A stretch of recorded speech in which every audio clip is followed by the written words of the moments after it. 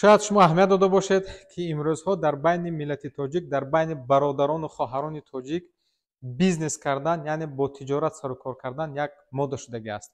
Албатта аз як тараф ин инсонро хушҳол мекунад, инсонро хурсанд мекунад, ки бародарони мо имрӯз мехоҳанд аз кори сиёҳ ба кори сафед гузаранд. вале ин тарафи хатарнокии худро дорад ва дар ин навор мо нисбати нозукиҳои бизнес суҳбат мекунем. салому алайкум бинандагони азиз, ман Фатҳиддин Насимов, ин шабакаи Умма Инвест, дунёи тиҷорат ва сармоягузорӣ.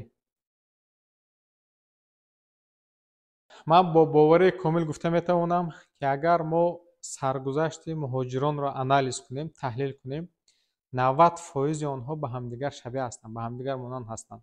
ва дар асоси саргузашти худ ман метавонам саргузашти муҳоҷирони меҳнатиро ба 3 давра тақсим кунам. давраи якум, вақте ки мо бори аввал ба муҳоҷират меоем. ман соли 2008 тариқи поезд ба Россия омада будам ва ҳамон замон ёд дорам, вақте ки кор мегуфтанд, ман ҳама кор ба розӣ будам. вай хоҳ грузчикӣ бошад, хоҳ стройка бошад, хоҳ курьерӣ бошад, ман розӣ будам. ба кадом хотир? ба хотире ки вақте ки бародарону хоҳарони мо инҷа меоянд, як қисми аъзои оила дар ватан ҳаст ва бародарон муҳоҷир нисбати онҳо як ӯҳдадорӣ, як вазифаи худро дорад ва он розӣ аст, ки чӣ коре набошад иҷро кунад, то ба хотире ки пул ба даст орад ва ба онҳо равона кунад. ин давра давраи якум. давраи дуввум, вақте ки шумо дар бозор бошад ё ки дар сохтмон бошад ё ки дар ягон мағоза ҳамчун грузчи кор мекунед, оҳиста оҳиста шумо мегузаред, боварии ҳамун соҳиби магазинро медоред, оҳиста оҳиста шумо ҳамчун продавец, яъне савдогар мешавед. ва вақте ки шумо дар соҳаи савдо кору фаъолият мекунед, оҳиста оҳиста бо мурури замон шумо протсесс, яъне ҷараёни кори ҳамун мағозаро меомӯзед. аз куҷо бор мегирад, пастафшикҳо, яъне ҳам борои меовардагӣ киҳо ҳастанд, чанд сум мегиранд, чанд сум мефурӯшад. шумо оҳиста оҳиста таҳлил, яъне анализ карда ҳамон соҳа ба шумо як мутахассис мешавед. агар шумо шаурмист бошед, соҳаи шаурма ба уже мутахассиси шаурма мешавед. агар шумо дар абшипит бошед, дар чойхона бошед, кору фаъолияти чойхонаро аз худ мекунед. агар дар бозор бошед, савдогар бошед, кору фаъолияти ҳам бор аз куҷо мегирад, чанд сум мефурӯшад, наценка чанд қадар, шумо оҳиста оҳиста мефаҳмед. ин давра давраи дуввум аст. ва давраи севум, ки дар он ҳозир мардуми мо, миллати мо қарор дорад, ин ҳамун даврае аст, ки вақте ки мо фаҳмиши ҳамун корра рафтем, яъне кор, протсесси кор чӣ хел, ҷараёни кор чӣ хел, ва як маблағи муайян ба нияти кори худамонро, яъне бизнеси худамонро сар кардан ҷамъоварӣ кардем. баъзеҳо пули худаша ҷамъ кард, баъзеҳо мутахассис шудагӣ пул надорад, мехоҳад аз ягон ҷо сармоягузорӣ, яъне инвеститсия қабул карда бизнеси худашро боз кунад. ин беҳади беҳад хурсандиовар аст. ин одамро шод мегардонад, ки гуфти ҳамун рӯзҳо наконец-то мардуми мо мехоҳанд аз кори сиёҳ ба кори сафед гузаранд. бизнес, бародаро, бисёриҳо бизнесро ҳар хел мефаҳманд. баъзеҳо мегӯянд бизнес ин озодӣ аст, баъзеҳо мегӯянд ки бизнесмен бошӣ агар худат шоҳу таъбат вазир аст. ино ҳамаш дуруст, бародаро. не ки то ин дараҷа расиданд, то дараҷаи бизнесмен шуданд, бояд хеле хеле чизҳоро аз худ кард ва бояд хеле зиёд меҳнат кард. ва мақсади асосии ин навор дар он аст, ки вақте ки ман соли 2017 якум бизнесамро шурӯъ кардам, имрӯз соли 2024 ҳаст, чӣ қадар хатогиҳо, чӣ қадар шикасту рехти бизнесро ман дидам. ва дар оянда мо силсила наворҳо мекунем, ки дар куҷо бисёр бародарони мо хато мекунанд ва ин хатогиҳо сабаб мешавад, ки ҳамин бародаро ба муфлис шудан, яъне банкротство шудан мерасанд. барои бизнес кардан шумо бояд як чизро дарк кунед, ки бизнес ҳамчун табиат як қоидаву қонуну тартибу низоми худро дорад. дар ҳолати надонистани қоидаву қонун ва тартибу низоми бизнес шумо ҳатман муфлис мешавед.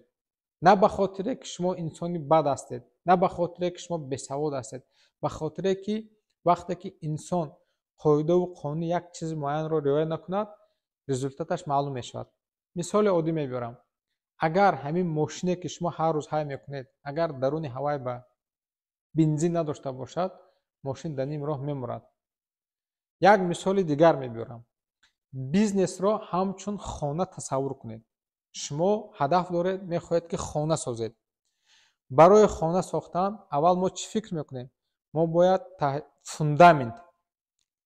فوندامنت به قوت ریزیم.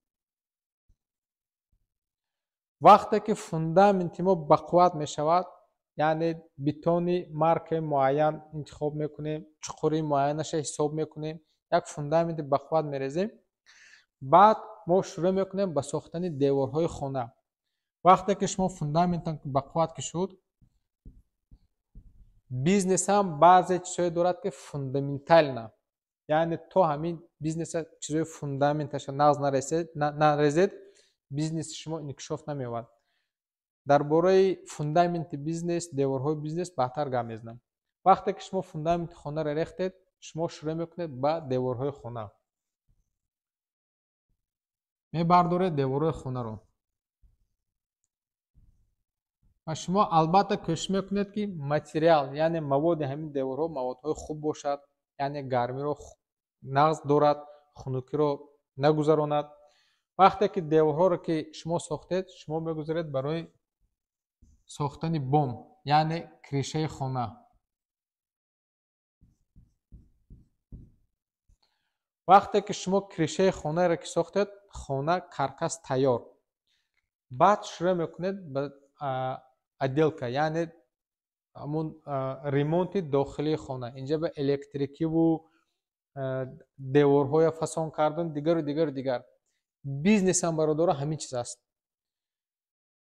فوندامنتال چیزایی که در بیزنس تعلق دارد، این البته ценности، بعد میسیا، بعد استراتژیا و دیگر چیزهایی که شما باید رعایت کنید. و در نوارهای آینده بابت هر یک همین پونکت نوار علاهیده می شود که ما درباره ценности چی بودنش در کار، مقصد از بیزنس کردن چی بودنش در کار، استراتژی باید چگونه باید باشد، انتخاب نیشه، یعنی انتخاب همون направление که همون سمتی که شما میخواید در آینده 5 10 یا که یک حیات باقی مانده خود رو نسبت هوای صرفه کنید. درباره میسیا، درباره چگونه کمانده تشکیل کردن در کار و درباره چگونه با پارتنرها، با شریکها کار رو شروع کردن کار. договор بین دو تا پارتنر، بین دو تا شریک باید چگونه باشد، کی برای چی جوابگر هست و کی وقتی در زمانی که بیزنس شما مفلس می شود، کی چی چیز پتیرت میکند و کی چی چیز برد میکند.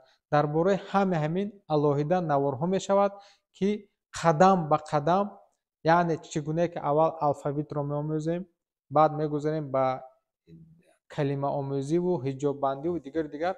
بیزنس هم برادرها همین خیلی زینه به زینه قاعده و قانون خود را دارد. به همین خاطر نفرانی که الان پول جمع کردگی هستند، بسیار برادرها نزد ما میبیاند برای تحلیل بیزنس، رازبور بیزنس هم 90% برادرها همون لحظه مراجعت میکنن وقتی که مفلس شدگی هستند، وقتی که اوج قرض به در آمدگی هستند، وقتی که بیزنس در حالت همین پاش خوردن، پراکنده شدن هست.